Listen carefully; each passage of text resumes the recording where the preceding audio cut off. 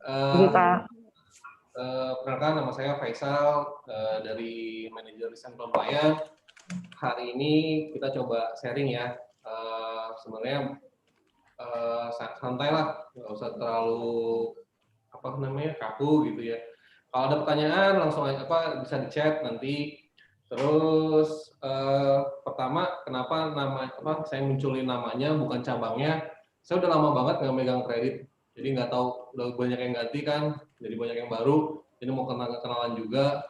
Terus yang kedua, sekaligus ini kan promo bulan inklusi keuangan, jadi otomatis nggak boleh ada nama Tapemanya gitu kan. Jadi ini seolah-olah mahasiswa atau mahasiswa perawatan kan, karena cewek semua kan. Oh iya, itu mahasiswa. Gitu. Oke, langsung aja di materinya.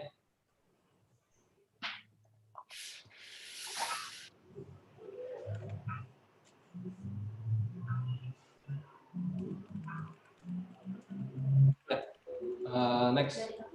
Hari ini kita yang rekam lalu ya atau bagus? Pokoknya bisa, sorry. Yang rekam. Udah rekam? Udah kan? Oke, hari ini kita bahas ada beberapa poin. Pertama, CIF, kemudian korelasinya CIF dengan SLIK. Nanti kita juga bahas masalah inputan, dampaknya CIF itu terhadap inputan Dukcapil sama Biro Kredit. Yang terakhir, kita akan bahas masalah apa sih pentingnya CIF bagi pihak lainnya gitu. Jadi hari ini itu semua agendanya tentang CIF. Apa itu CIF, pengertiannya, sampai sanksinya ya kalau misalkan CIF itu tidak dilakukan dengan benar. Oke, next. Ya, apa sih CIF? Kalau mungkin di APF bahasanya lebih dikenal dengan nomor nasabah ya. Jadi CIF itu profil nasabah secara terpadu. Kalau bahasa ininya single customer identification dari perusahaan pembiayaan, fungsinya untuk mencatat, untuk mengetahui data pribadi, data keuangan, selama data-data lainnya yang terkait ya. Prinsipnya satu debitur, satu CIF. Sekali lagi ya, satu debitur, satu CIF.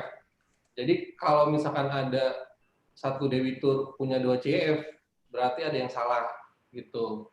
Nanti kita akan bahas masalah kenapa kok bisa ada satu debitur punya dua CIF gitu. Karena ini penting nih gitu, dari OJK, dari Kemenq itu menegaskan bahwa nggak boleh ada yang namanya duplikat CIF gitu. Oke, next.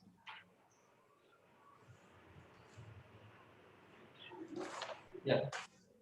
Kenapa sih nggak boleh duplikat? Karena kalau ada dua duplikat atau ada dua CIF, karena nanti nggak akurat tuh si profil nasabahnya ini, bener nggak nih punyanya Pak Opang, bener nggak nih punyanya Pak Bagus gitu. Jadi kenapa sih bisa ada double CIF gitu? Apa sih yang nyebabin adanya dua atau lebih nomor CIF atau nomor nasabah gitu kan? Ini yang sering terjadi nih di terutama di kita lah gitu. Pertama, kebentuknya CIF itu kan dari inputan NIK ya. Yang kita temuin nih, sering kita temuin itu ada karena kesalahan human error gitu. Ketika teman-teman di awal input nomor NIK debitur itu ada salah. Nah, ketika misalkan nasabahnya itu RO, otomatis secara nggak langsung akan kebentuk NIK yang baru tuh, CIF yang baru gitu, karena NIK-nya beda dari NIK yang udah kesimpan di sistem kita. Terus ini yang paling saya wanti-wanti nih, jangan sampai adanya faktor kesengajaan dari teman-teman nih. Karena kan misalkan nih, ini nasabahnya bedek nih, nasabahnya jelek gitu kan, biar nggak kedetek nih sama teman-teman di kantor pusat, dibuatlah disalah-salahin NIK-nya sehingga kebentuk CIF yang baru. Nah ini jangan sampai kejadian ya gitu. Apalagi misalkan teman-teman disuruh sama kepala cabangnya, Bu udahlah Bu, kan kalau yang kemarin jelek nih, bantu jualan cabang gitu kan, dirubahlah NIK-nya. satu misalkan di angka tanggal lahirnya, kan kantor pusat mungkin juga kalau terlihat gitu ya, kalau kedetek iya bisa ketahuan. Tapi kalau misalkan di kantor pusat juga kelolosan juga, otomatis kan nanti kebentuk CF yang baru di data awal gitu, misalkan dicek di Pepindo atau dicek di Slick, oh namanya nggak ada nih lolos gitu kan, yang harusnya dia BDEP ternyata bisa lolos gitu kan.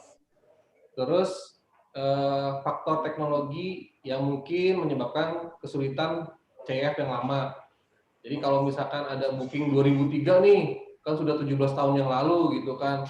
Pada saat itu harusnya sudah kebentuk misalkan CF-nya, tapi karena di kita gitu, di sistem kita baru dirapihin mungkin di 2019-2018, sehingga kan nggak ada tuh CF-nya gitu. NIC-nya.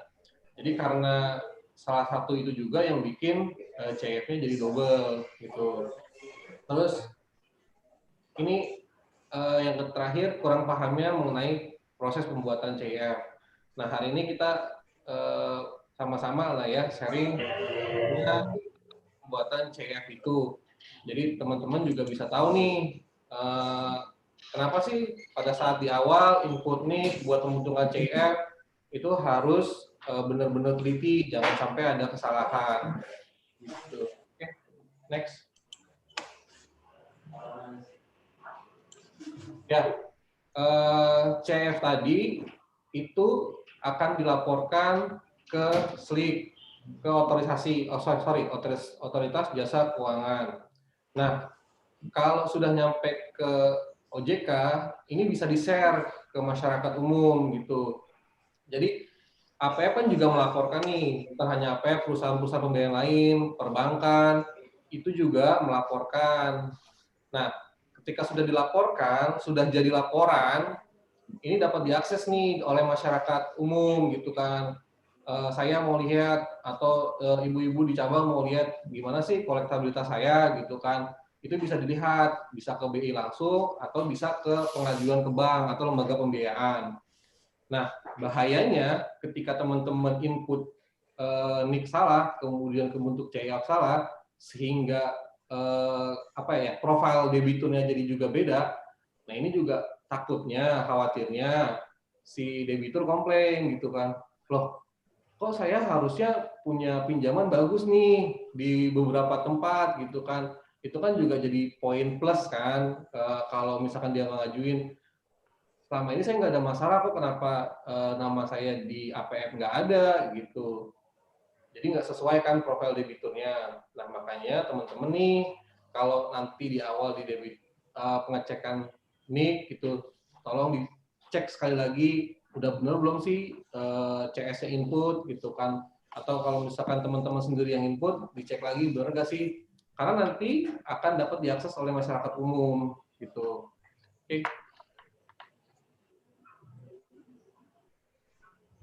Nah, ada beberapa kalau misalkan teman-teman salah input NIK nih di Slick nih, ini ada beberapa data yang pertama nggak ditemukan. Jadi harusnya debitur itu ada di Slick, namanya nasabah tersebut ya bisa jelek juga atau bisa bagus juga, tapi karena salah input NIK sehingga data di Slick error gitu kan, nggak ada nih orang gitu. Padahal seharusnya dia sudah ada gitu. Terus ada CF ganda. Sekali lagi CF itu nggak boleh double ya. Jadi satu orang satu CF. Bahkan untuk yang orang kembar pun ya kalau dia punya NIK masing-masing CF-nya gitu. Nah kalau CF ganda itu nggak boleh. Ya. Jadi sekali lagi pada saat input NIK CF untuk bentuk mengikuti NIK-nya. Kalau NIK-nya sudah ada, CF berarti CF-nya sudah ada gitu. Satu orang satu CIF. Kemudian dampaknya apa nih bagi kita perusahaan kalau misalkan ditemukan di kemudian hari, loh Bapak, Ibu, ini kan sudah pernah dilaporkan sebelumnya dengan NIK ini, dengan CIF ini. Kok ini ada dua nih gitu. Nah itu kedepannya ada sanksi dari OJK. Sanksinya apa? Kalau kita tidak melakukan koreksi, itu dendanya lumayan Bu gitu. denda maksimalnya sebulan bisa 20 juta untuk satu debitur. Nah itu kan juga lumayan gitu kan. Jadi jangan sampai kita kena SP gara-gara input di awal doang gitu kan. Hanya gara-gara kesalahan NIK yang 16 digit itu kita nggak teliti, kita kena sanksi dari OJK gitu kan. Jadi sekali lagi saya tekanin pentingnya inputan NIK di awal karena data ini digunakan untuk SLIK. SLIK-nya nanti bisa diakses oleh debitur atau perusahaan pembiayaan lainnya. Gitu. Oke ya, next.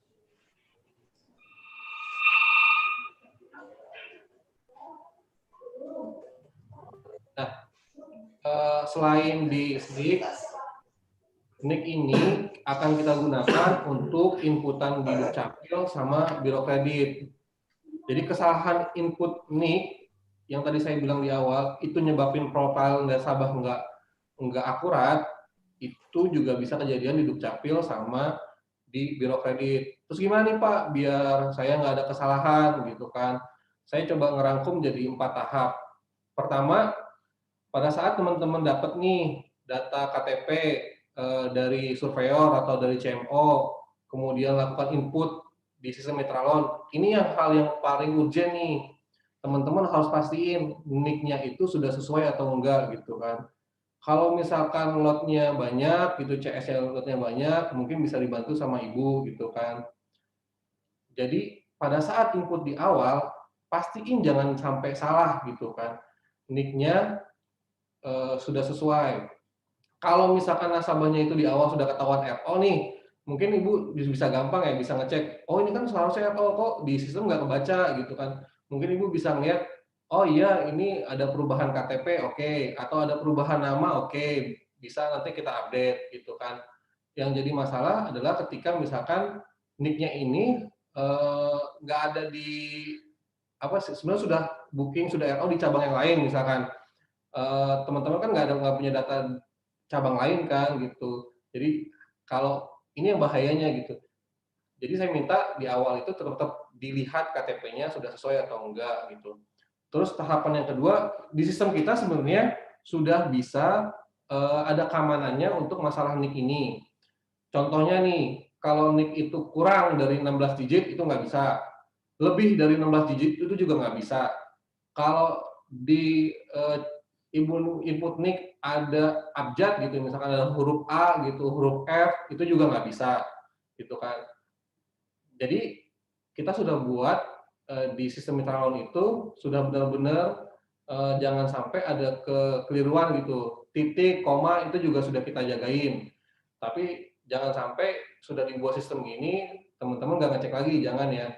Terus di tahap selanjutnya ini kan dari hasil prospek ya, NIK-nya itu kan akan dicek nih sama kantor pusat nih, dimasukin berdasarkan inputan dari teman-teman cabang nih, dicek tuh di Dukcapil sama di Biro Kredit, di Pepindo atau di SLIK. Oh iya, namanya sudah sesuai, KTP-nya sudah sesuai, sehingga muncullah hasil dari Dukcapil atau Biro Kredit, gitu. Sekali lagi, teman-teman di pusat memang ngecekin, cuma patokannya tetap dari data yang teman-teman upload, yang teman-teman ketik, yang teman-teman input. Jadi jangan sampai salah. Nah, terakhir ketika sudah dapat nih dari kantor pusat kirim nih hasil dari Pepindo, hasil dari Biro Kredit, teman-teman cek lagi.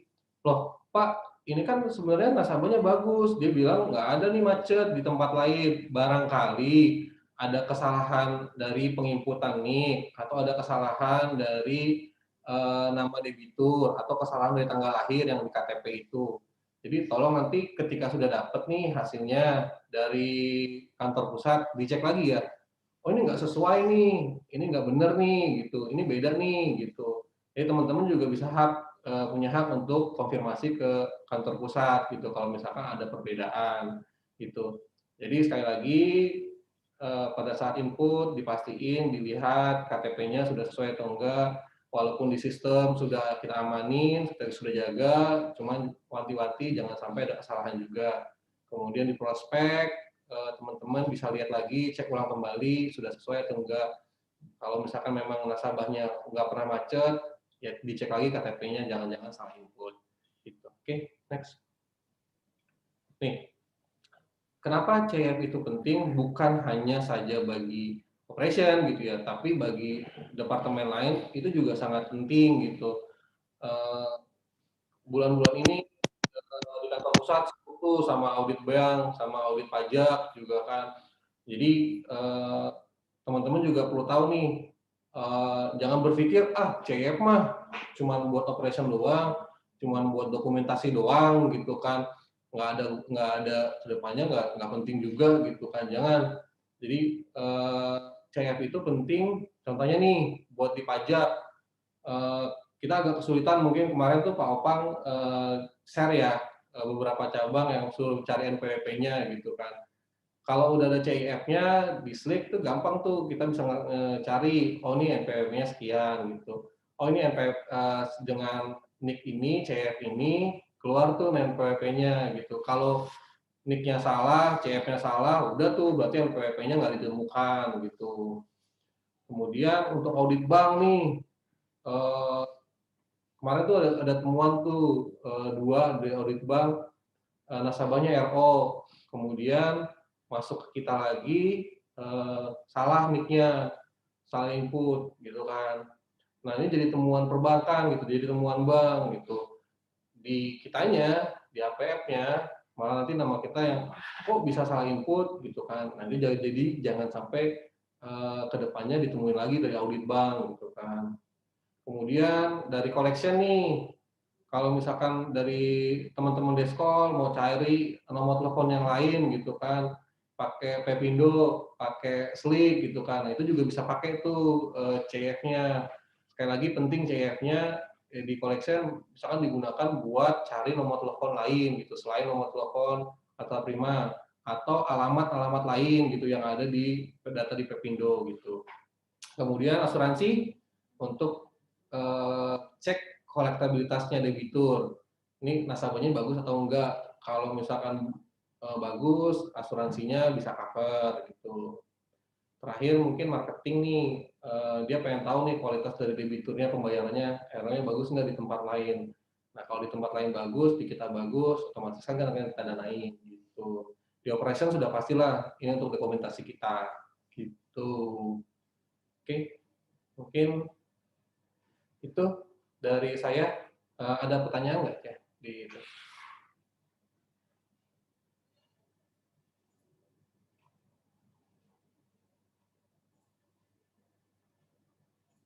Pasang nggak ada dengar.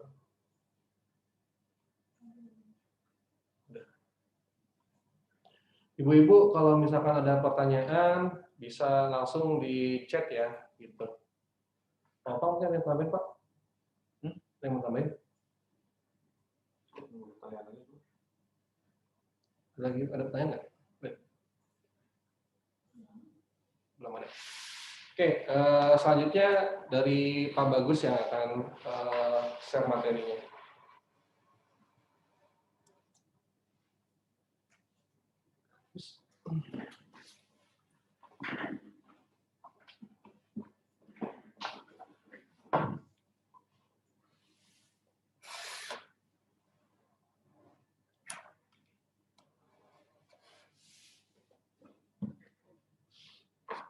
Baik, selamat pagi rekan-rekan head office ya ini ya. Head operation di all cabang PT Arta Prima Finance. Melanjuti dari apa tadi yang sudah disampaikan oleh Pak Faisal mengenai pentingnya CIF, lalu resiko-resiko baik resiko untuk internal maupun resiko hukumnya. Jadi untuk CF ini memang sangat perlu diperhatikan untuk rekan-rekan semua selaku frontline ya, yang jadi garda pertama masuknya data dari debitur. Mungkin di sini saya mau menjelaskan beberapa data mandatori yang memang sudah ada standar penginputannya.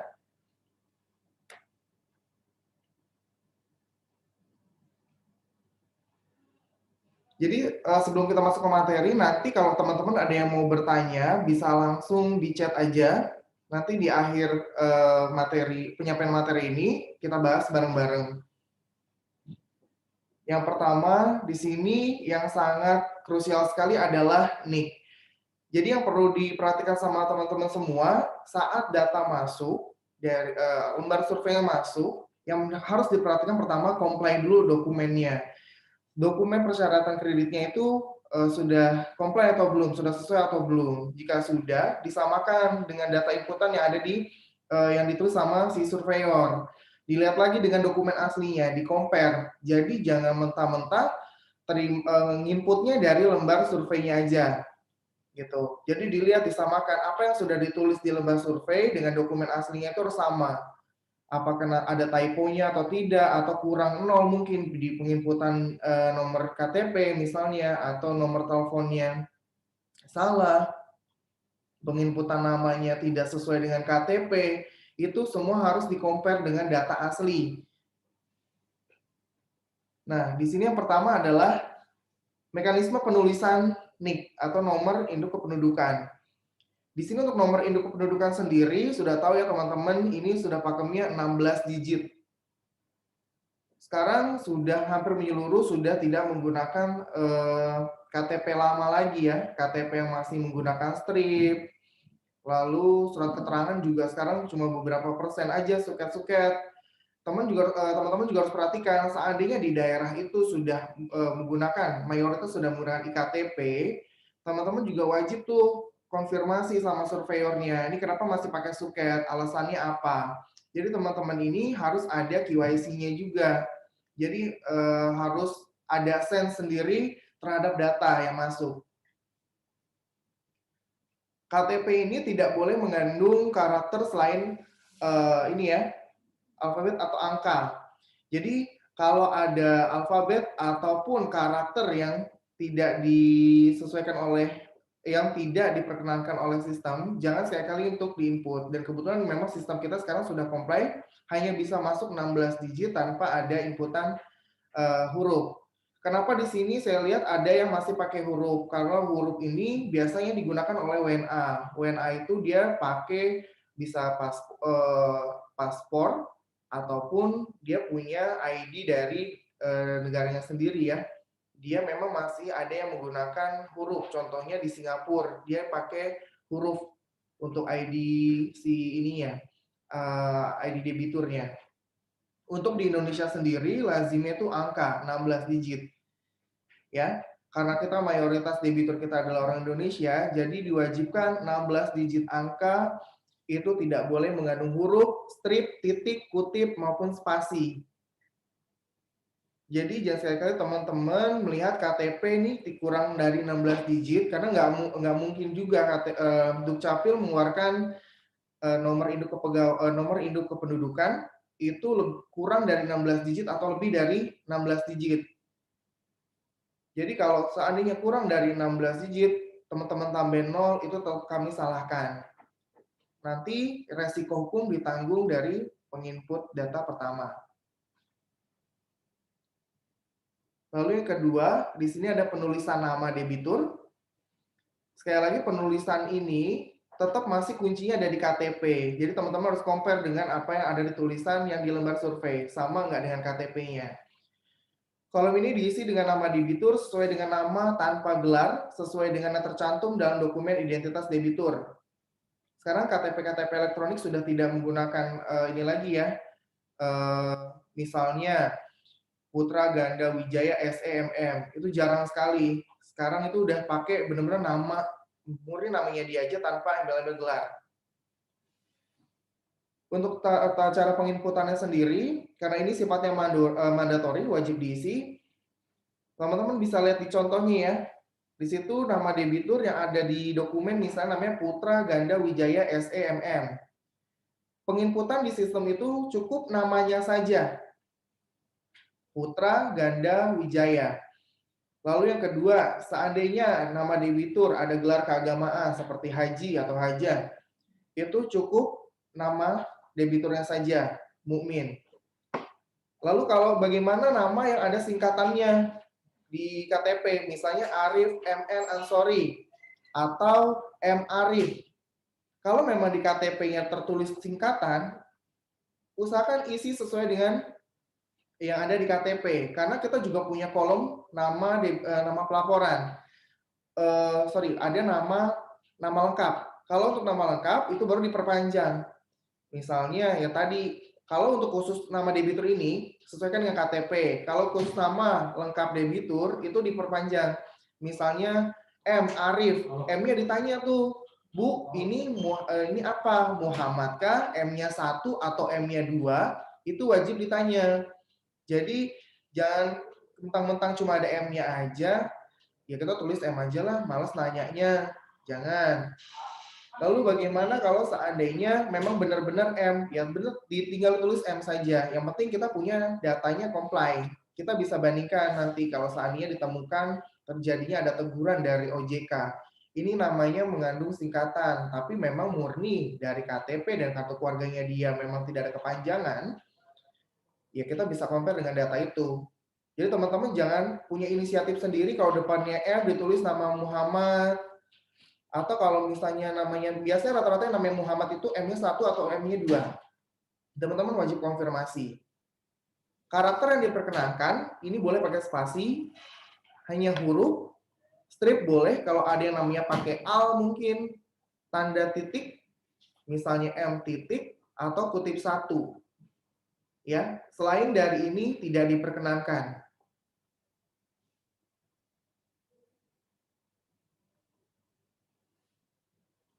Nah, ini untuk nama debitur yang tanpa singkatan. Di kolom debitur tanpa singkatan ini, teman-teman tadi yang saya sebutkan di awal itu baru dipanjangkan namanya. Arif, Muhammad, Nur, Ansori. Misalnya tadi yang namanya M Arif ditambahkan, kalau di KTP-nya M Arif, di kolom ini teman-teman inputnya lengkap, Muhammad Arif. Jadi tidak boleh lagi ada singkatan. Teman-teman harus bisa membedakan itu gelar atau nama singkatan ya. Kalau H depannya, teman-teman konfirmasi ini hanya apa, singkatan atau gelar. Kalau memang gelar, nggak perlu diisi gelarnya, tapi cukup namanya debiturnya saja. Tapi kalau singkatan, wajib diperpanjang. Misalkan depannya ada H titik Mukmin, kemungkinan bisa jadi ada Handoko. Jadi Handoko Mukmin, gitu ya. Karakter yang diperkenankan di sini boleh spasi, huruf, strip, titik, dan kutip 1. Selain itu tidak diperkenankan. Jadi jangan sampai ada, kita pernah nemuin case nama debitur ini pakai angka. O-nya itu pakai angka. Jadi teman-teman jangan sampai typo ya. O sama 0 memang berdekatan keyboardnya. Tapi yang enggak gitu juga. Teman-teman kan bisa membedakan angka sama huruf. Jadi jangan sekali-kali masukin angka.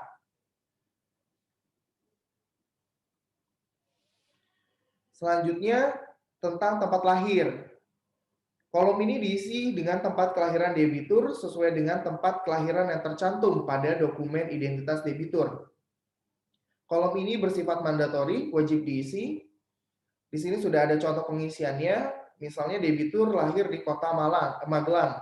Pengisiannya ya Magelang. Jadi teman-teman lihat lagi di KTP-nya, dia lahirnya di mana. Patokannya itu aja, yang tertulis di KTP kotanya, ya tulis yang itu. Jangan punya inisiatif lainnya. Ya. Karakter yang diperkenankan itu spasi, huruf, dan angka. Ini biasanya kenapa angka diperbolehkan? Biasanya masih ada wilayah yang pakai nama daerahnya itu pakai angka. Di sini nama singkatan tidak diperkenankan ya. Misalnya Jabar, Jawa Barat, lalu Bandung, BDG. Ini harus dilengkapi, jangan disingkat.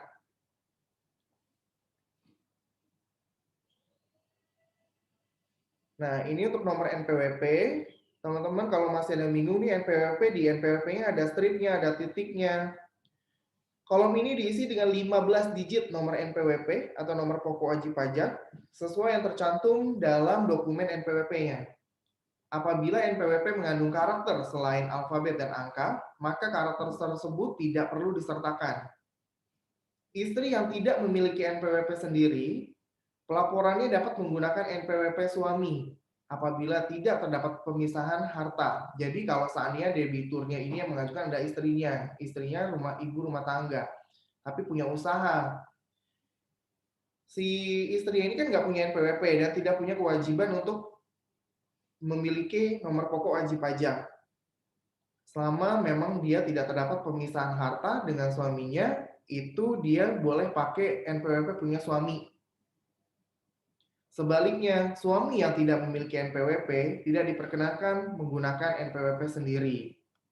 Ya, jadi kalau kepala keluarga itu diwajibkan kalau dia kan bekerja ya, mempunyai NPWP.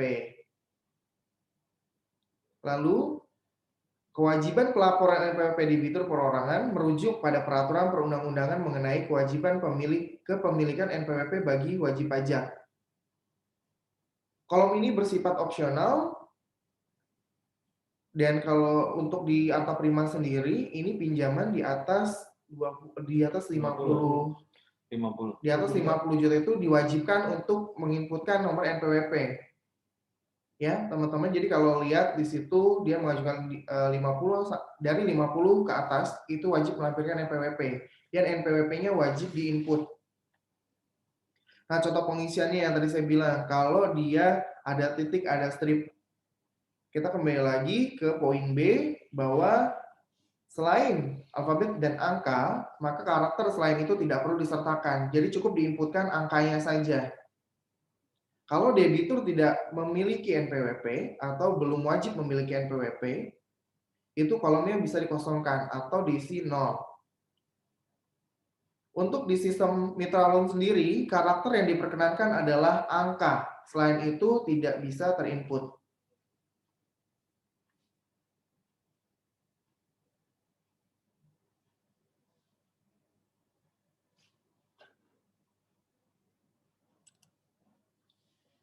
Selanjutnya untuk pengisian alamat, kolom ini wajib diisi sesuai dengan yang tercantum pada kartu tanda penduduk debitur tersebut.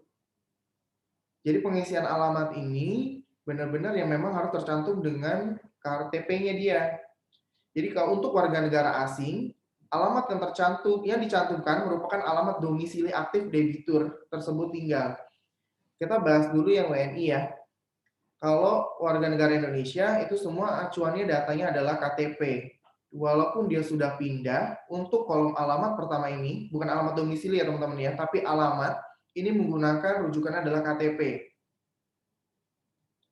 Kalau seandainya si surveyor ini menginput alamat sesuai dengan KTP-nya itu alamat sesuai dengan domisili, itu suruh ganti.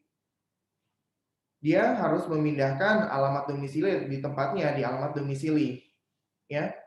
Karakter yang diperkenankan itu boleh mengandung spasi, huruf, angka, dan koma, kurung buka, kurung tutup, kutip 1, garis miring, titik, atau strip. Contohnya, ini ada KTP Siono. Alamatnya di Jalan Raya Dusun Purwokerto. Contoh penginputannya sudah terlihat di layar ya. Jalan, titik raya, strip, Dusun Purwokerto. Kenapa dusunnya tidak dipanjangkan? Karena memang yang terinput di KTP itu merupakan singkatan. Sekali lagi, apa yang kita input itu harus comply dengan data aslinya. Lalu masukkan RT dan RW-nya. Ada contoh pengisian lain, itu Jalan Uluwatu, GG titik Soka, nomor 13. Penginputan sama ya, GG itu gang, jadi nggak perlu diperpanjang, jadi gang Soka nomor 13. Jalan Mawar nomor 14, RT 1 RW 04, sama pengisiannya. Dusun Pagar Ayu, RT 3 RW 1. Kalau di sini sudah ditulis dusun, mau disingkat, tidak boleh, karena memang yang di KTP tertulisnya dusun, ya dusun. Jangan punya inisiatif untuk menyingkat-nyingkat alamat yang ada di KTP. Dengan alasan misalnya alamatnya cukup panjang, malas ketiknya, disingkatlah. Memang yang ditulisnya dusun, disingkat jadi DSN. Nggak boleh ya teman-teman. Kita tetap harus merujuk kepada identitas si debitur.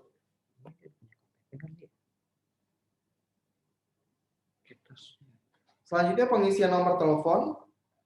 Kolom ini diisi dengan nomor telepon debitur. Apabila nomor telepon mengandung karakter selain angka, maka karakter tersebut tidak perlu disertakan.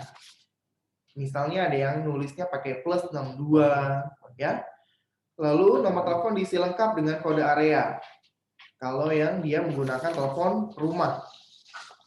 Untuk nomor luar negeri, disertai dengan kode negara. Kolom ini bersifat mandatori, wajib diisi. Jadi teman-teman, di sini untuk di Mitralon sendiri kita sudah mewajibkan penginputannya angka. Jadi kalau seandainya memang dia punya nomor telepon rumah, diinputkannya dengan kode daerahnya. Kalau tiba-tiba teman-teman ngisi nomor teleponnya, kayak di contoh nomor 3, 7256969, kita mau teleponnya juga bingung. Ini kode wilayahnya apa? Kan kita nggak semua bisa tahu kode wilayah nomor telepon ya. Jadi teman-teman bisa tanyain lagi ke debiturnya, ini nomor teleponnya wilayahnya apa? Kalau Bogor 0251, kalau Jakarta 021. Sudah jelas contoh-contohnya, kalau dia nulisnya pakai tanda kurungnya itu harus dihilangkan, ada tanda strip, stripnya dihilangkan. Kalau 62 itu teman-teman harus sudah punya sense sendiri ya, punya inisiatif untuk merubahnya jadi 0, kalau depannya 62 atau plus 62. Kalau debitur tidak punya nomor telepon rumah, ini diisi kosong. Tapi kami masih menyarankan teman-teman input saja nomor telepon selulernya. Baik nomor telepon sama nomor telepon seluler, itu diisi aja nomor telepon selulernya. Tapi kalau dia memang punya nomor telepon rumah, isi nomor telepon rumahnya. Jangan sampai tidak diisi. Dan ini sudah disupport, diisi hanya angka ini yang terdapat di Mitralon. Ini nomor telepon seluler, sama untuk penjabarannya. Kembali lagi, kalau dia pakai plus 61, di inputnya jangan simbolnya. Tapi teman-teman harus punya mindset sendiri ya, kalau memang di situnya udah plus 61 atau 62, teman-teman bisa merubah jadi 0. 08123456 itu boleh. Kecuali nomor telepon luar negeri ya. Kita kan nggak tahu juga nih kode negaranya berapa, teman-teman juga pasti kan nggak terlalu hafal. Jangan teman-teman kita sendiri yang di sini juga nggak begitu hafal kode-kode dari negara, nomor telepon dari negara selain Indonesia. Jadi cukup tanda selain angkanya dihilangkan saja. Jadi cukup jelas ya teman-teman ya, seandainya dia nggak punya nomor telepon rumah, bisa diinputkan saja nomor telepon selulernya, jadi diinput 2 kali, di nomor telepon dan nomor telepon seluler. Tapi kalau dia punya nomor telepon rumah, itu wajib diinputkan di nomor telepon rumahnya, dan nomor telepon seluler juga wajib diinputkan. Ini karakter yang diperkenankan pada sistem Mitralon kita, ini angka ya. Nah, mengenai pekerjaan, di sini memang saya tidak menjelaskan secara rinci, cuman saya mau memancing teman-teman nih bisa untuk memainkan logikanya. Seandainya dia notabene wira swasta. Kalau wira swasta itu atau wira usaha, itu teman-teman bisa pilih yang nomor 13. Ya, wira swasta. Tapi kalau teman-teman yang nggak tahu misalnya, ini gue nginput apa ya? Ini saya nginput apa ya? Debiturnya karyawan swasta. Sedangkan di pilihan pekerjaan ini tidak ada pegawai swasta atau karyawan swasta. Teman-teman tanya lagi, ini sebagai apa di sana? Misalnya di bagian kasir atau di bagian accounting. Dia boleh pilih accounting atau finance officer. Kalau semisalkan dia hanya administrasi saja, di perusahaannya bisa pilih nomor 5. Kalau dia marketing, bisa di-input yang di nomor 8, marketing. Seandainya dia seorang guru, input saja pengajar, guru, dan dosen. Ya. Jadi jangan bertanya-tanya lagi, ini kalau untuk pegawai swasta inputnya mana ya? Coba ditanya dulu, ini pegawai swastanya dia kerjanya sebagai apa? Karena pegawai swasta ini bisa di nomor 1, 2, 3, 5, 6, 8, itu masih bisa masuk di kategori pegawai swasta. Jadi nanti kita juga akan berikan mungkin selepas dari sosialisasi ini, kita nanti akan kasih satu file. Jadi teman-teman bisa pilih, oh ini untuk pegawai swasta, oh ini pegawai negeri, oh ini yang wira swasta. Nah kalau wira swasta itu kan nggak cuma yang punya usaha aja, tapi dia yang punya, bisa jadi dia seorang nelayan, peternak, petani, yang notabene apa bedanya dengan wirausaha. Tapi di sini sudah kami pisahkan. Di sini ada petani, dia punya sendiri untuk golongan pekerjaannya, nelayan dia punya sendiri, nelayan, peternak dia punya sendiri, peternak. Lalu kalau dia notabene seorang dokter, pilih yang nomor 18, itu dokter. Lalu bagaimana yang dia perawat, bidan, atau tenaga medis lainnya, itu cukup dipilih tenaga medis.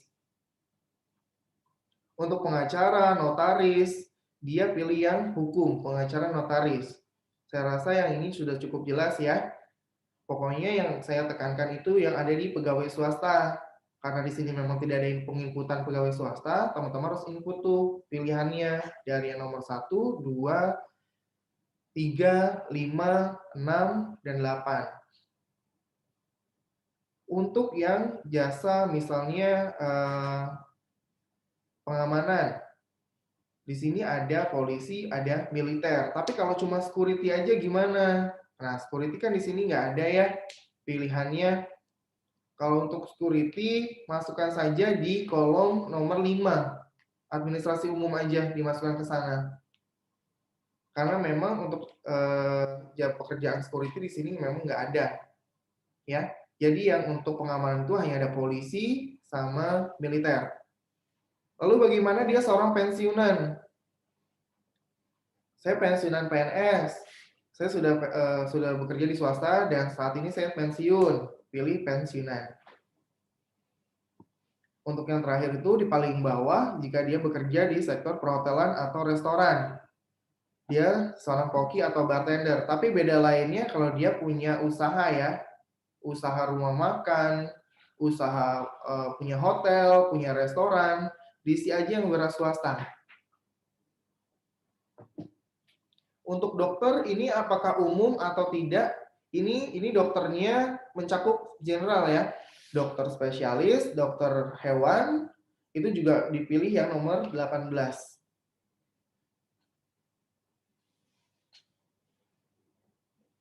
Ini ada lagi, ada peneliti, ada desainer, arsitek, pekerja seni. Nah, ini pengamanan yang sifatnya di luar ini aja ya teman-teman. Misalnya boleh security masuk ke pengamanan. Lalu bodyguard juga bisa masuk nih ke sini. Mungkin dia punya pekerjaan sebagai pengawal pribadi, bisa masuk di pengamanan. Pialang broker, distributor.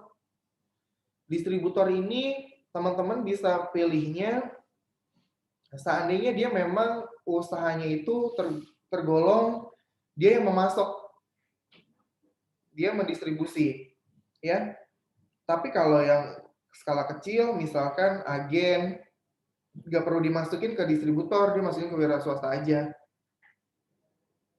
Kalau dia pekerja di transportasi udara, seperti pilot, pramugari, dia pilih di 29.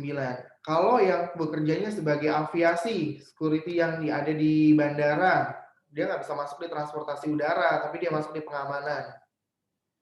Lalu untuk transportasi umum, nahkoda ABK, sudah ada transportasi umum, transportasi darat, masinis, sopir, kondektur. Dia di transportasi darat. Kalau dia yang punya angkot, punya angkutan darat yang untuk jasa angkut manusia, itu di inputnya jadi wira swasta aja ya, karena dia kan yang punya. Cuma kalau dia bekerja cuma sebagai supirnya, supir perusahaan, masinis, kondektur, baru dipilihnya transportasi darat. Buruh pabrik, di sini masuk ke buruh, ada buruh bangunan dan buruh tani. ini kenapa kok buruh tani masuk ke buruh? Ya karena dia bekerja di ladang milik misalnya yang bukan milik dia sendiri, tapi memang sudah dia bekerja sama orang. Penggarap. Ya, penggarap mungkin lebih umumnya bahasanya. Lalu pertukangan atau pengrajin, tukang kayu, pengrajin kulit, lalu juga bisa nih mebel-mebel bisa masuk ke pertukangan dan pengrajin. Kalau dia seorang ibu rumah tangga, pilih ibu rumah tangga. Cuma saya nggak mengarah ke ibu rumah tangga. Kalau seandainya dia produktif, punya usaha, ya masukkan aja ke wira swasta. Jadi kalau seandainya ada seorang ibu rumah tangga yang mengajukan pinjaman, dia punya usaha di rumahnya, daftarkan aja sebagai wira swasta. Pekerja informal seperti ART, pedagang asongan, ini bisa masuk ke pekerjaan informal. Pejabat negara, penyelenggara negara. Kalau untuk PNS, ini ada di pegawai pemerintahan, lembaga negara. Yang saya tekankan di sini, teman-teman bedain ini ya, sekretaris desa, sekdes. Sekdes itu PNS, jadi masuknya ke 37, pegawai pemerintahan atau lembaga negara. Lalu bedanya kalau lurah apa? Kepala desa apa? Kepala desa itu dia bukan PNS. Ya. Bupati itu bukan PNS, kalau bupati dia sudah level bupati ke atas dia sudah PNS, tapi kalau untuk lurah, kades dia bukan pegawai pemerintahan.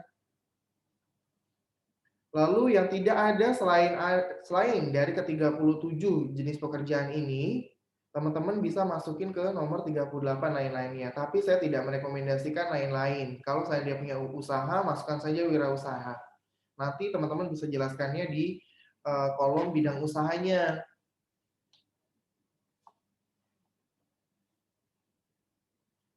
Nah, untuk di kolom penginputan nama perusahaan, kolom ini diisi dengan tempat di mana debitur bekerja atau nama usaha debitur dengan kriteria sebagai berikut.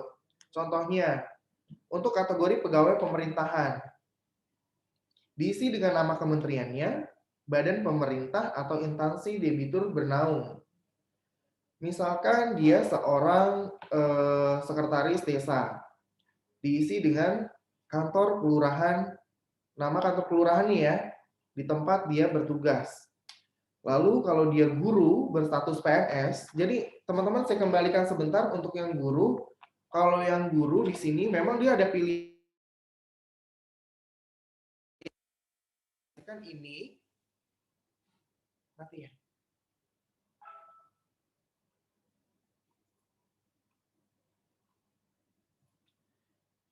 Nah, teman-teman saya merekomendasikan untuk kalau seandainya dia seorang PNS, dia guru PNS ya, bukan honorer atau swasta, masukkan ke 37 pegawai pemerintahan. Tapi kalau dia swasta atau honorer, bisa masuk ke pengajar, guru, atau dosen. Dia seorang guru yang berstatus PNS. Isi aja nama tempat dia mengajar, atau kepala sekolah, tempat dia mengajar, bertugas ya. Misalkan dia di SMA Negeri 1 Maluku. Dia seorang guru berstatus PNS. Lalu bagaimana kalau penghulu? Penghulu berstatus PNS itu diisi dengan KUA Bojongkaler, nama tempat ditugaskannya. Misalkan di teman-teman di daerahnya ada misalkan di Sulawesi, KUA wilayah Sulawesi itu apa, di situ diinputkan.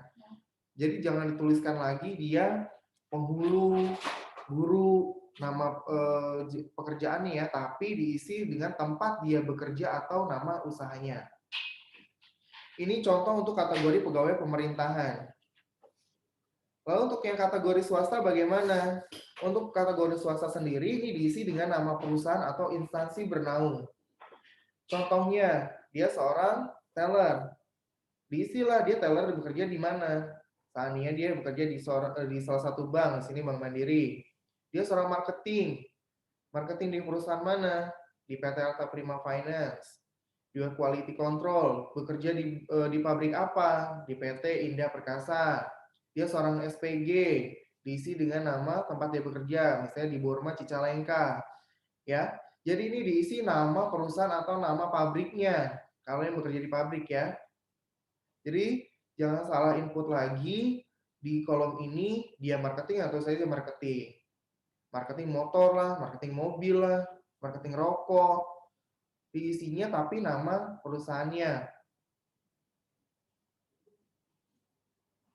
Untuk kategori untuk kategori wira swasta atau wirausaha diisi dengan nama usaha debitur. Jika tidak memiliki nama, isi dengan jenis usahanya dilengkapi nama debiturnya.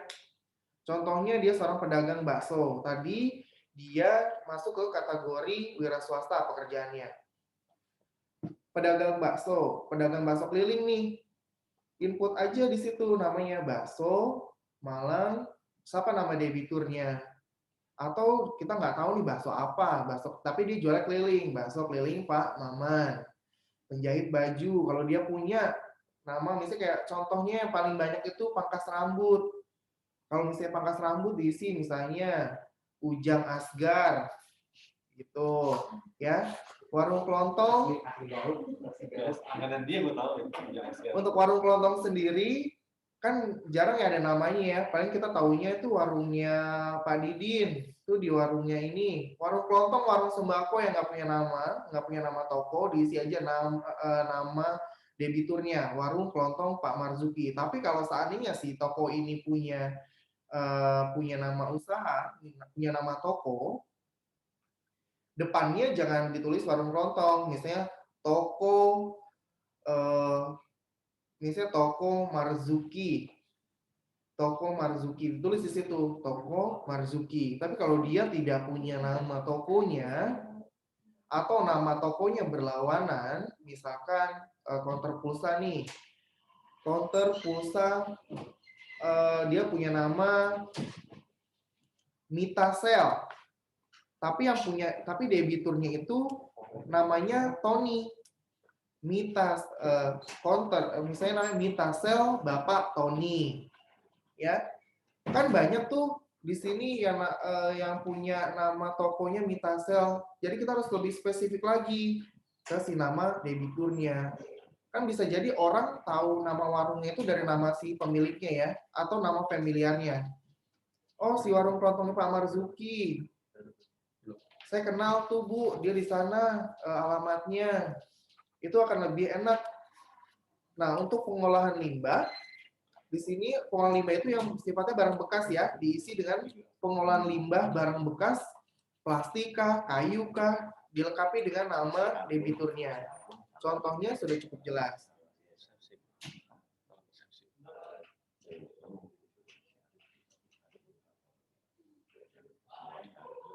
Nah, untuk kolom bidang usaha, di sini ada 130 jenis bidang usaha. Teman-teman pasti kalau milih agak panjang dan bingung ya. Pastikan bidang usaha yang dipilih sesuai atau memiliki relasi dengan pekerjaan debitur. Hindari pemilihan sektor ekonomi yang berlainan dengan pekerjaan debitur. Ya, di sini kalau dia sifatnya bekerja sebagai pemilik angkutan umum ya, di sini kita sudah punya angkutan jenis sektor ekonomi itu atau bidang usahanya angkutan darat misalnya yang untuk penumpang, angkutan darat lainnya untuk penumpang, itu ada di poin nomor 21. Ekspedisi pakai yang mana? Pakai angkutan darat untuk barang kalau ekspedisinya jalur darat.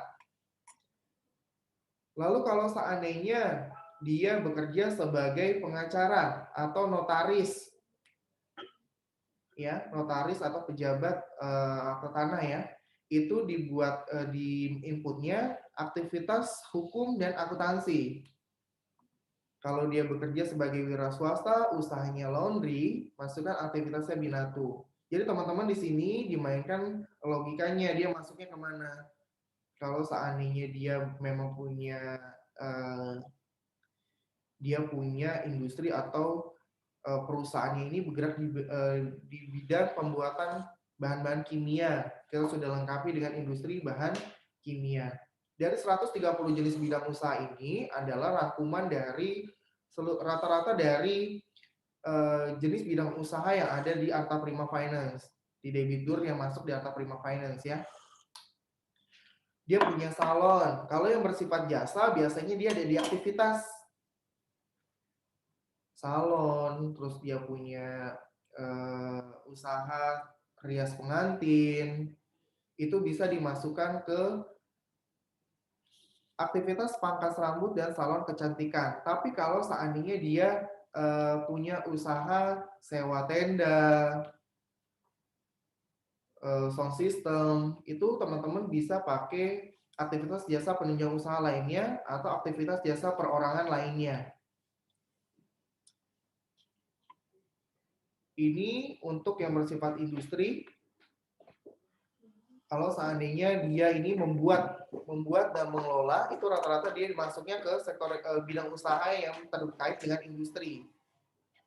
Lalu untuk PNS itu bisa diinput di nomor 58, kegiatan administrasi pemerintahan. Kalau dia walaupun dia PNS nih, PNS misalnya dia sebagai guru SD, tinggal pilih pendidikan dasar pemerintah. Tapi kalau dia non PNS, guru ya, bekerja di sekolah dasar swasta, itu kita juga sudah melengkapi pendidikan dasar swasta. Ini untuk sektor pendidikan biasa digunakan yang guru, dosen, semua ada di sini, baik yang PNS atau non PNS. Kalau teman-teman nyari, oh di sini nggak ada ya, misalkan pendidikan luar biasa, teman-teman bisa pakai pendidikan lainnya. Tapi teman-teman harus lihat, dia ini kategori SLB negeri atau bukan. Kalau dikelola dengan negeri, pilih pendidikan lainnya pemerintah. Selain itu, pendidikan lainnya. Kalau yang memang tidak ada di pilihannya di bidang usaha pendidikan ini. Lalu kalau dia seorang pedagang. Pedagang di sini kita ada dua kategori, ada pedagang besar, ada pedagang eceran. Teman-teman bisa dimainkan saja mindsetnya atau logikanya. Ini dia lebih cocoknya masuknya kemana? Misalkan dia pedagang nih, tapi memang isinya itu bahan makanan dan minuman hasil pertanian. Itu dari hasil barang yang dia dagang itu hasil dari pertanian, misalnya sembako, beras atau lain-lainnya. Kalau dia distributor beras itu bisa masuk ke perdagangan besar bahan makanan dan minuman dari hasil pertanian. Lalu yang paling banyak ditemui ini pedagang biji kelapa sawit, sudah kami lengkapi, ada perdagangan biji kelapa sawit. Lalu ada pedagang eceran sebagai toko ATK. Kalau toko material atau levelisir, kalau nggak salah levelansir ya Pak. Nah itu kita kategorikan di perdagangan eceran khusus barang dan bahan bangunan, cat dan kaca di toko.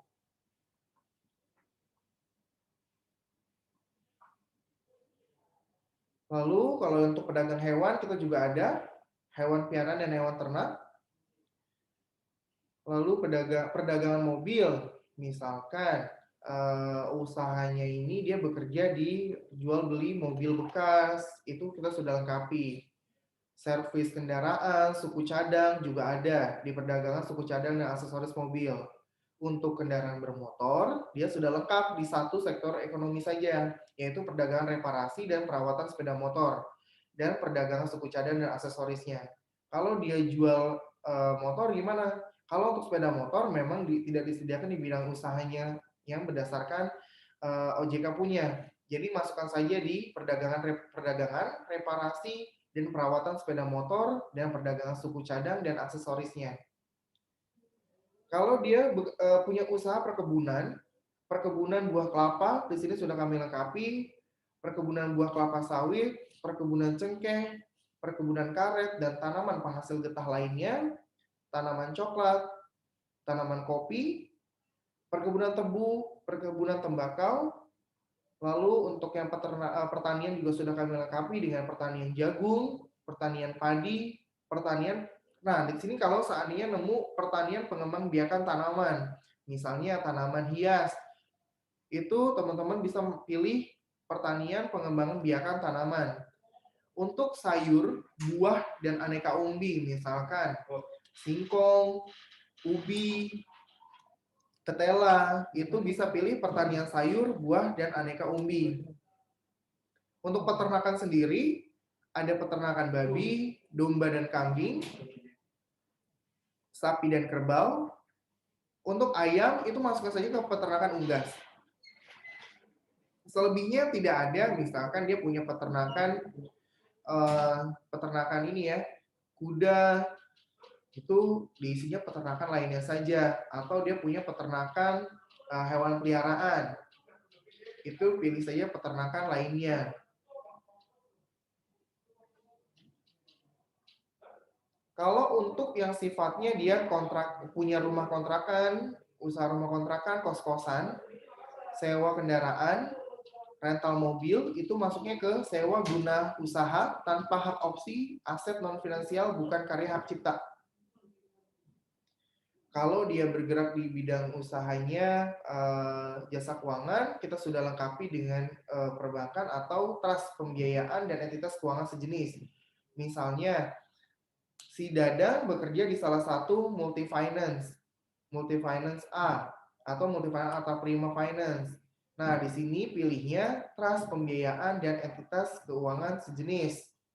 Kalau dia di koperasi bagaimana? Pilihnya juga sama, trust pembiayaan dan entitas keuangan sejenis.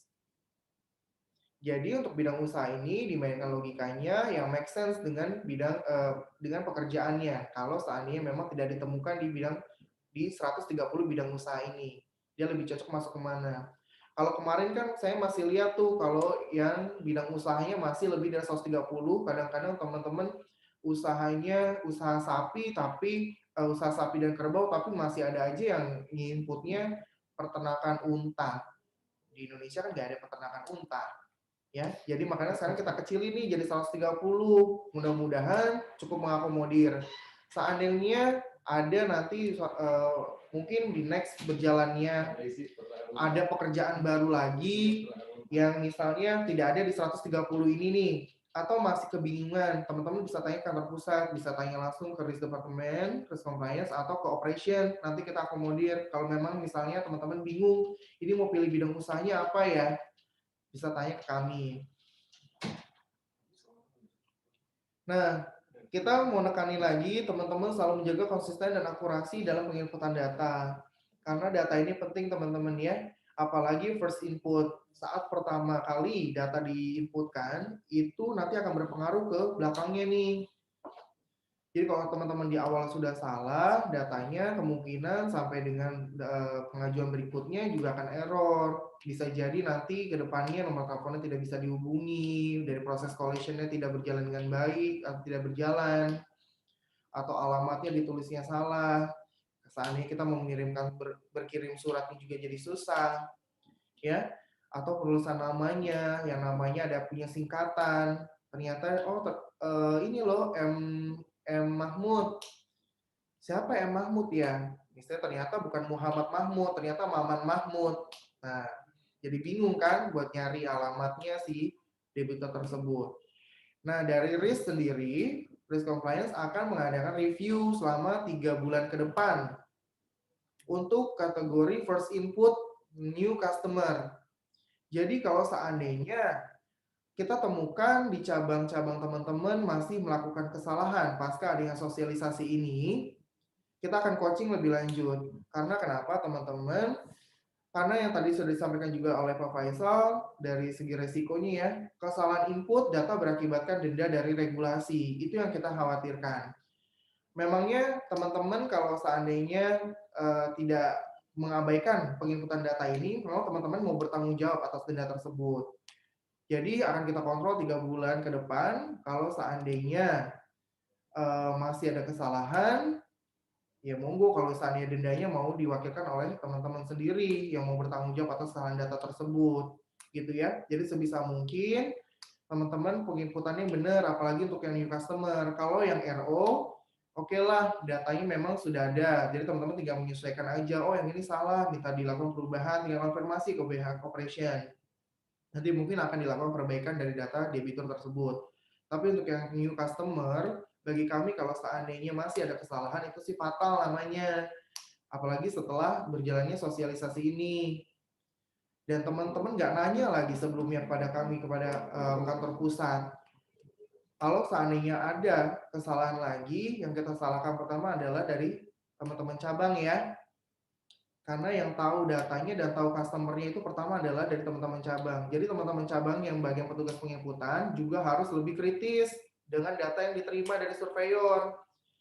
Mungkin karena si surveyornya suka males nulis, ngisi datanya amburadul, kadang suka nggak sesuai dengan KTP-nya, teman-teman juga harus merhatikan tuh, ini salah nih, datanya nggak sesuai dengan KTP, ini kok bisa beda. Kalau teman-teman merasa alamat yang diinputkannya itu berbeda, dan tidak bisa dibuktikan dengan misalnya surat domisili atau lain-lainnya, teman-teman bisa tuh tolak datanya untuk diinput atau bisa di-up dulu ke pihak kantor pusat untuk menanyakan ini seperti ini case-nya bagaimana, bisa dilanjutkan atau tidak, gitu ya. Tapi kalau teman-teman punya inisiatif sendiri tanpa ada konfirmasi dengan kantor pusat, itu resiko akan kami kembalikan ke masing-masing. Ingat, denda regulasinya juga berjalan dan ada tuntutan hukum. Kalau debiturnya merasa ini kok karena debitur bisa menuntut ya, bisa menuntut perusahaan pembiayaan atas terjadinya kesalahan data yang dilaporkan ke sistem layanan informasi keuangan atau SLIK. Jadi runutan pertama yang akan kami cari adalah si penginput datanya dulu nih. Kenapa bisa salah sampai bisa dituntut oleh debitur? Ya teman-teman harus berhati-hati ya. Jangan sampai ada kejadian kita dituntut sama debitur gara-gara kesalahan penginputan. Gitu. Jadi misalkan ada nih ternyata saya mempunyai nomor NIK yang cuma beda belakangnya aja nih. Nomor NIK belakang saya harusnya 1, ada salah satu orang punya nomor debiturnya 2. Teman-teman salah menginputkan nomor KTP saya, nomor belakangnya jadi 2. Jatuhlah beban kredit saya itu masuk ke nomor NIK-nya dia. Nanti kalau seandainya enggak kok, dia misalnya dia mau cari nih di SLIK, oh saya nggak pernah ada tunggakan padahal saya pernah nunggak nih. Itu nanti dia bisa melaporkan perusahaan di mana saya mengajukan pinjaman. Karena di situ terlihat, oh ini pinjaman di Akta Prima, saya akan tuntut di Akta Prima karena kesalahan data tersebut. Ya teman-teman sekali lagi, kalau ada apa-apa yang nggak ngerti, dikoordinasikan dulu ke pihak cabang. Ya, dikoordinasikan dulu dengan pihak pusat. Sekian mungkin yang dari saya. Mungkin dari teman-teman sendiri ada yang mau ditanyakan?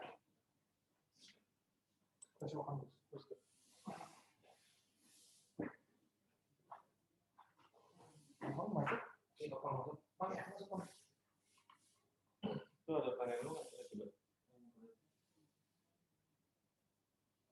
Masih.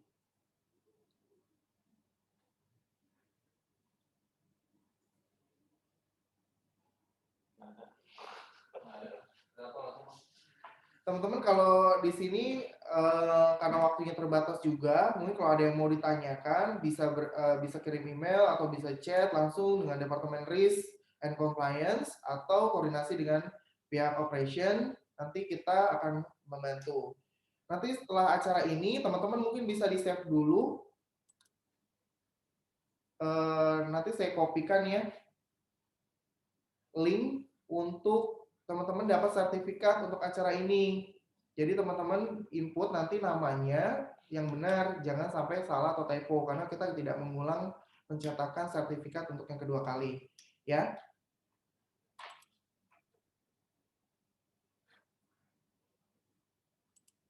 Saya kembalikan ke Pak Opang.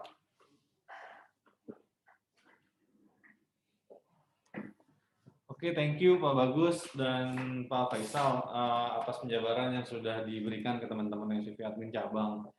Nah, harapan kita di pusat bahwa teman-teman ke depan lebih aware lagi terhadap terhadap entry data ya, inputan, karena teman-teman itu sebagai garda terdepan untuk melakukan penginputan data. Nah, jika ada kesalahan dalam penginputan data, maka resikonya itu bisa kemana-mana ya. Tadi sudah dijelasin juga sama Pak Faisal bahwa ketika terjadi kesalahan entry data itu resikonya bisa terjadi di collection, analisa collection, kemudian di secara internal ya di collection, kemudian di database kita. Kalau untuk eksternalnya bisa di pihak perbankan, di OJK yang lebih parahnya ya kalau memang ada kesalahan. itu kita ada sanksinya berupa denda. Nah, mudah-mudahan teman-teman ke depan itu lebih aware lagi, lebih peduli lagi terhadap penginputan yang dilakukan di cabang. Perlu teman-teman ketahui juga kalau kita ini kan perusahaan multi finance yang bisa dibilang masih konvensional ya. Dan saat ini kan banyak perubahan di sisi multi finance ya. Kebanyakan kita sekarang main di fintech atau di lembaga keuangan yang sifatnya digital.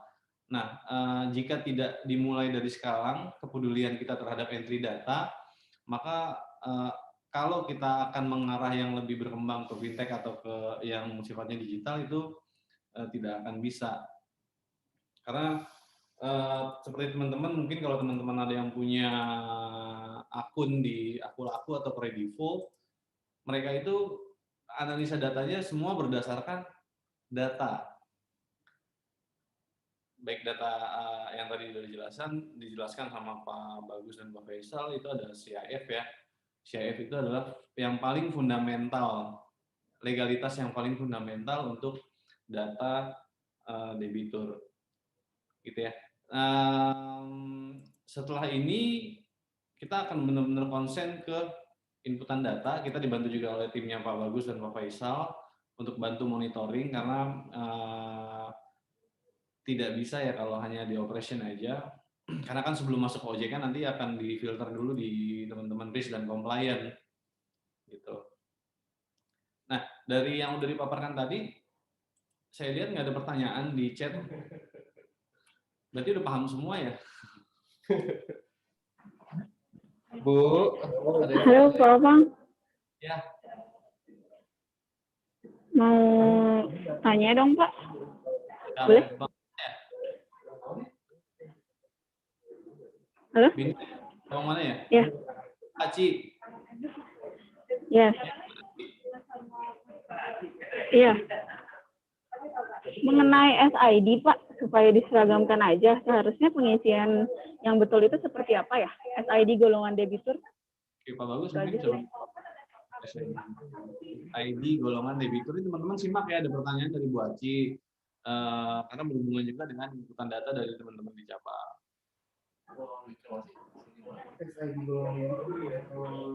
Kita kan ini pembiayaannya ke perorangan ya, masih ke perorangan. Jadi teman-teman pilihnya kalau nggak salah di situ perorangan ya, Bu Aci ya. Iya, ada yang penduduk perorangan dan bukan penduduk, ada pemerintah pusat, lalu Departemen Keuangan, biasanya seperti itu Pak Bagus. Penduduk, perorangan penduduk. Kalau yang, karena kita kan pembiayaan kan ke perorangan, jadi pilihnya perorangan penduduk aja. Karena kita sampai dengan saat ini belum ada pembiayaan ke korporasi. Tapi kalau saat ini kita ada pembiayaan ke korporasi atau ke perusahaan, teman-teman baru bisa pilih di situ nama perusahaannya. Contohnya kayak kita pembiayaan ke Kementerian Agama misalnya gitu. Ya teman-teman boleh pilih di situ SID-nya, nama kementeriannya. Tapi karena kita masih perorangan, pilihannya perorangan penduduk aja. Oh, oke. Jadi diseragamkan semuanya juga ya Mas Bagus ya? Iya. Untuk perorangan berarti diisinya penduduk dan perorangan gitu ya? Ya. Oke.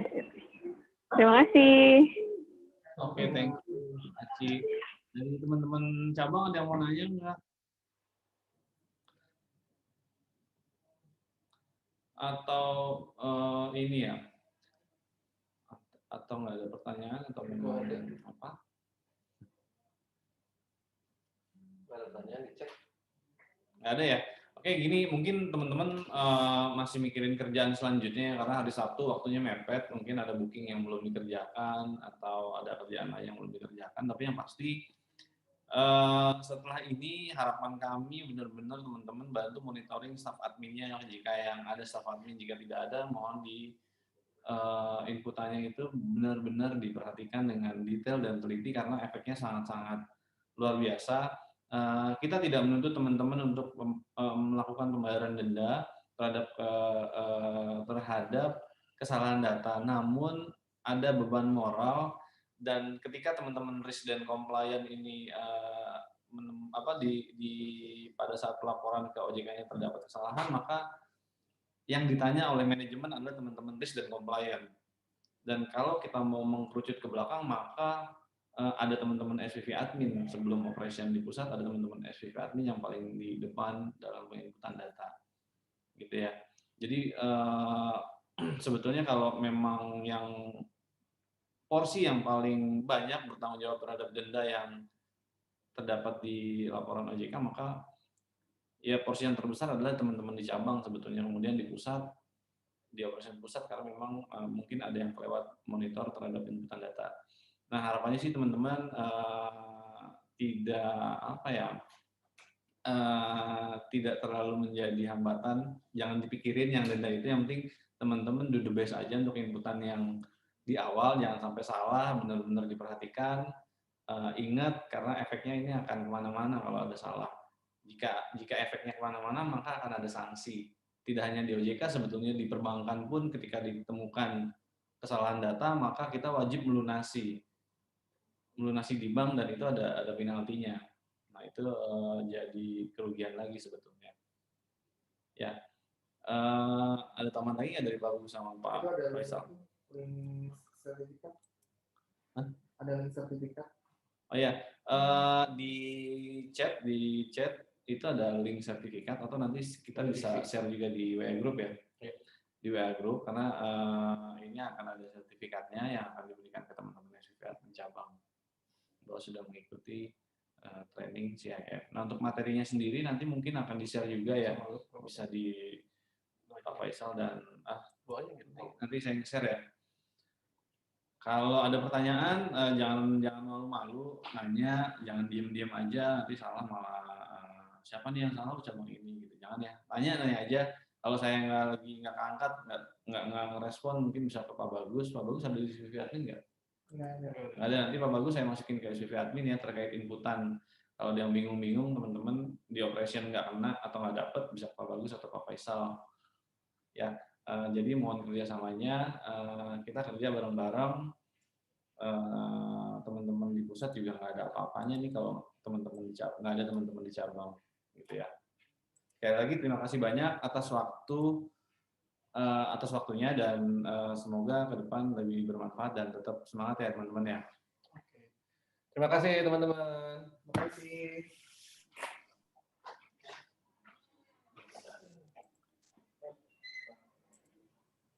Ya baru gua salam. Udah.